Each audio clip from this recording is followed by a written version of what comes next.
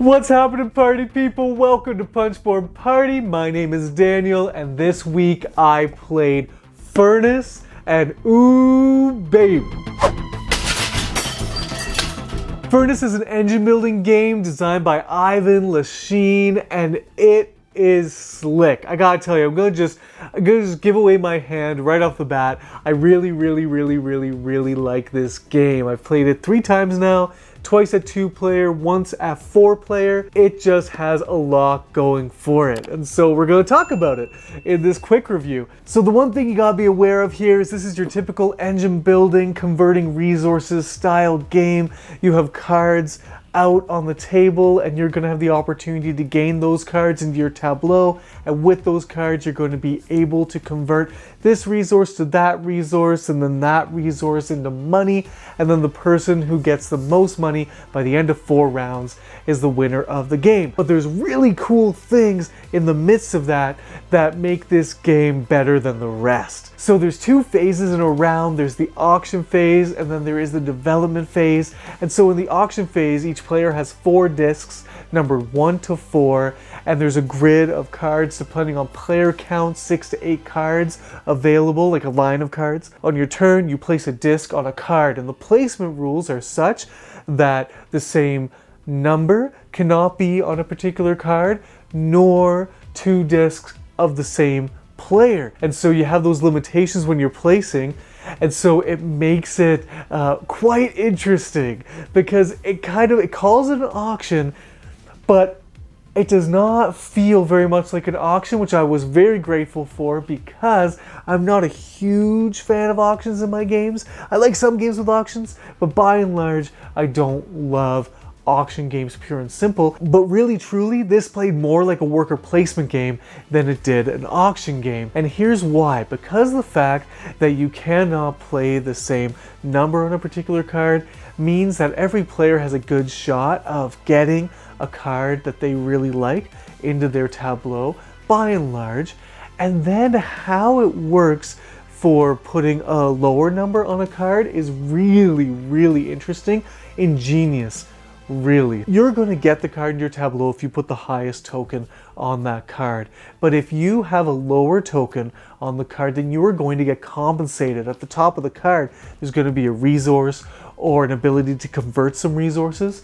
And you get to do that only if you're one of the people that hasn't claimed the card, hasn't bid the highest. But the amount of times that you can collect those resources or run that conversion is determined by the number on the disc that you placed on that card. So if I place a 3 and somebody else placed their 4, that person who placed the 4 is going to get the card, and they're going to get a series of resources and conversion opportunities every round indicated on the bottom of the card, but I'm going to get access to what's on the top of the card, and I'm going to get that 3 times. And so sometimes it is more beneficial to be compensated rather than to get the card into your tableau. And so it really plays like a worker placement game because you're either placing your worker in order to get a card in your tableau to build your engine and run it more efficiently, or you're placing a worker to get a particular number of resources.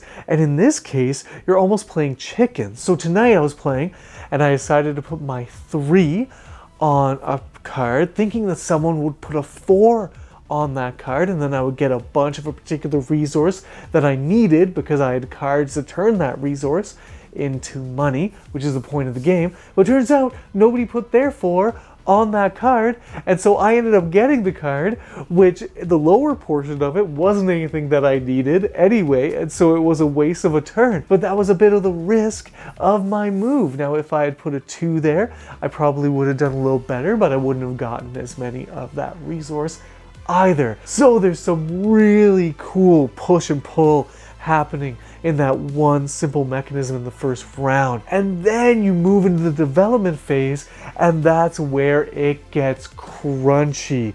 I'll tell you folks. So now all of a sudden, you are going to be using each of the cards that are in your tableau, and what you have to do is you can use them in any order, but every card has to be used as much as you want to use it until moving on to another card.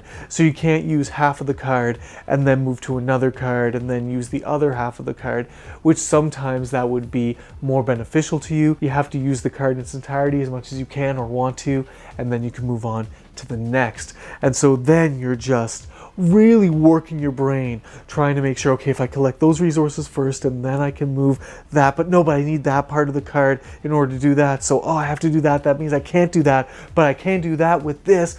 And you're really just working hard. And it's really great because this part of the game is simultaneous. So everyone is making their conversions and making their money all at the same time. And so as long as you can trust that people are on the up and up and that no one's cheating, this works fabulously. And it is just so much fun to work with what you've kind of prepped for, because during the auction phase you're really trying to get the right cards in play so that you can do what you want to do. But sometimes you don't get the right amount of resources or the right things to make the engine that you're building really work for you. Because here's the other wrinkle. Cards have two sides.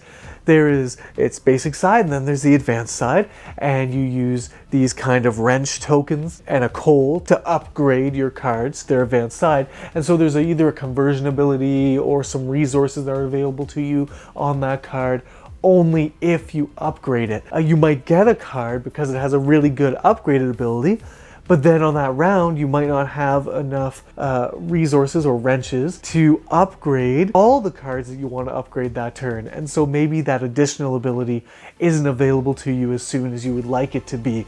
And so that's really fun to play with. It's again, just another layer of tension. So the big advantage of this game for me is that it gives a really meaty experience in a fairly accessible and quick playing package. This plays in about 45 minutes to an hour, and it really does. You can really kind of rip this one off, but you feel engaged the whole time and your brain is borderline melting most of the time, but it doesn't overstay its welcome. You don't feel like you're burdening other players who you're inviting to play the game if they're not used to kind of this style of resource management game, heavier resource management game. I'm not saying it's heavy, but it's heavier, you know? It makes you feel like, you know, you came to the table for something good and you got fed. You got fed a good meal here, but you didn't have to stay too long. And neither, I don't think, does it feel like it cuts off too short. There's only 4 rounds. In the third round, once you realize it's the third round, you're gonna feel like the game is going to be too short.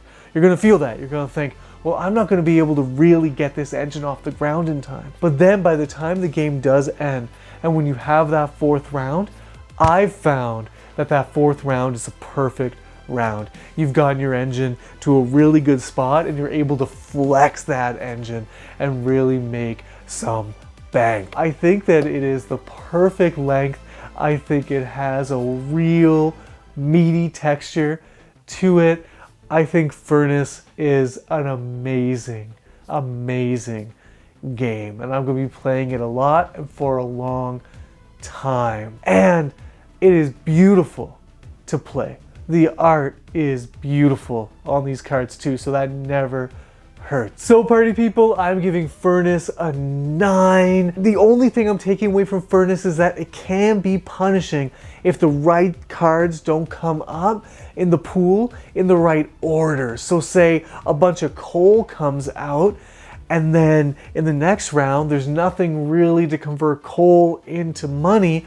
Your strategy is kind of off kilter and you got to pivot, and it's a little more difficult to do that. Or if you think you're going to get a card into your tableau, and because another player gets a hold of it first, that can be fairly hard on you as well. So it is an excellent game that can be a little punishing if you make a bit of a misstep. It's not overboard with that, but it's there nonetheless. So be aware of that. So party people, that's Furnace. I love this game. I love it. I love it. I love it. I love it. I love it. Joshua already jumped on this bandwagon, and I think he's enjoying it a lot. So meet him down in the comments below. He'll tell you to get this as well. You got it. If you like anything remotely like this, like if you like heavier Euro games but you're looking for a quicker experience, get Furnace. If you like your Splendors and your Centuries, I say this a lot, but if you like those style games, get this. if you're looking for a game that just is a good game, get this. So Furnace all the way around. So party people, thank you so much for watching this video. We are settling into Saskatoon. We're almost there. We're almost settled. And I can't wait to get into our new place and to set up our studio there and to be putting out a lot more content. I've been slow on answering the comments, but I'm here and I want to talk to you. And thank you so much to all of my subscribers for watching these videos, for talking about these awesome games that we get to play. And until next time, party people, have the best day.